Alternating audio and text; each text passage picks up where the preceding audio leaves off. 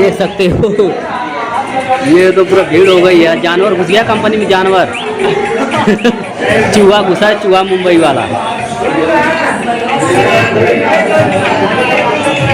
बोलो भाई मुंबई वाला चूहा घुस गया उसमें, देखो वो देखो आदमी आ रहे पूरा। ये चश्मा वाला है ना, इसको काट लिया चूहा।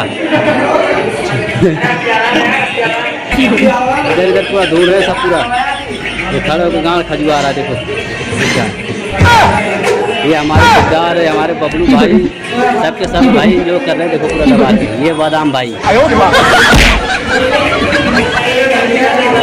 ये ना क्या हुआ ना कि एक होता है जानवर वो अंदर घुस गया कंपनी के अंदर, सब खोज रहे हैं उसको मारने के लिए। देखो ध्यान से देखो, और चूहा मिल नहीं रहा है, चूहा बहुत तगड़ा वाला है।